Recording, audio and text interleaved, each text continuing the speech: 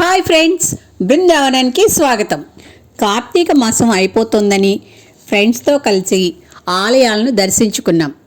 ఆ ఆలయాలు ఏమిటో చూపిస్తున్నాను. ముందుగా రంగారెడ్డి జిల్లా మహేశ్వర మండలం రావిరాల గ్రామానికి 2 కిలోమీటర్ల దూరంలో ఉన్న సూర్యగిరి ఎల్లమ్మ తల్లిని దర్శించుకున్నాం.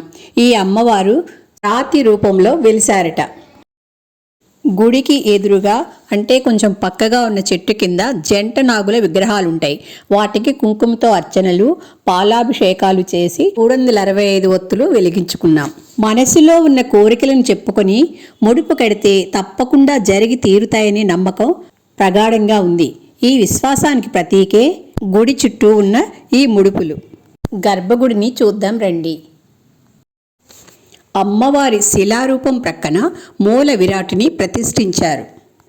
అమ్మవారి గర్భగుడి ప్రక్కనే లక్ష్మీ నరసింహస్వామి ఆలయం ఉంది.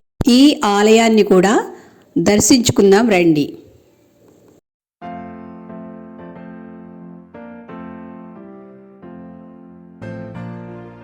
ఈ ఆలయంలో స్వామివారు స్వయంభూగా వెలిశారు.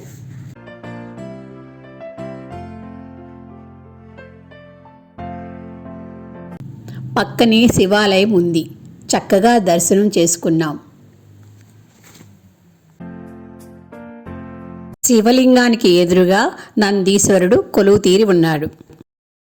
తర్వాత మాకు పంచముఖ ఆంజనేయ స్వామి దర్శనమిచ్చారు.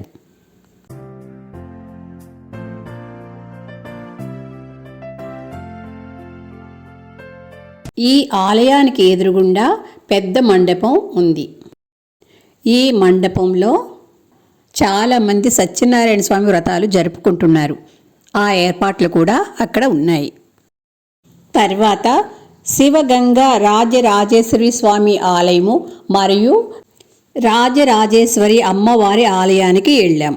ఈ ఆలయం మహేశ్వరంలో ఉంది. ఇక్కడ శివాలయం మొదటి అంతస్తులో ఉంది. ఈ స్వామివారి ఆలయం క్రిందనే రాజరాజేశ్వరి అమ్మవారి ఆలయం ఉంది. ఈ ఆలయం చుట్టూ పెద్ద కోనేరు ఉంది. ఆ కోనేరు చుట్టూ గట్టు మీద చాలా శివాలయాలు వివిధ రూపాల్లో ఉన్నాయి.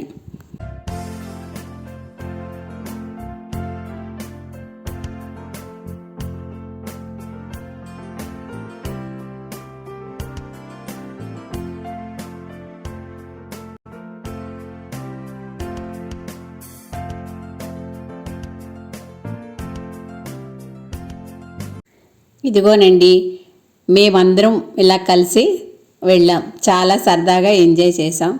అలాగే గుళ్ళని చక్కగా దర్శించుకున్నాం.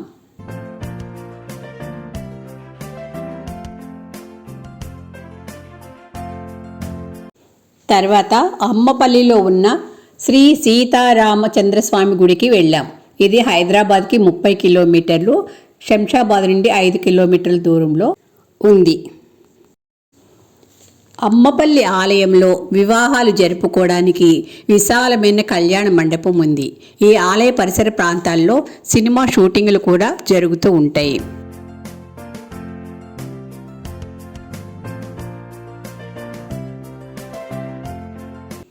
శ్రీరామనవమి ఈ గుడిలో చాలా వైభవంగా చేస్తారు. పురాణాల ప్రకారం ఈ ఆలయాన్ని చాళుక్య రాజవంశీకులు 12వ శతాబ్దంలో నిర్మించారట.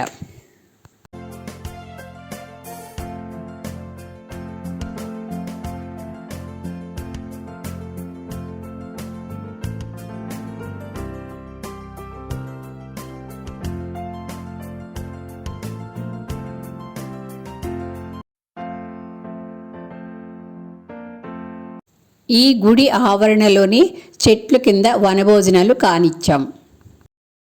ఈ ఆలయ ప్రాంగణంలో చక్కని కోనేరు, దానికి నలువైపులా మెట్లు, వాటి ప్రక్కన వరండాలు ఉండి చాలా బాగుంది. తర్వాత సిద్ధుల గుట్టలో ఉన్న శ్రీ వెండికొండ సిద్ధేశ్వర స్వామి దేవాలయానికి వెళ్ళాం. దేవాలయం మూసి ఉండడం కారణంగా కిందనే దీపాలు వెలిగించుకున్నాం.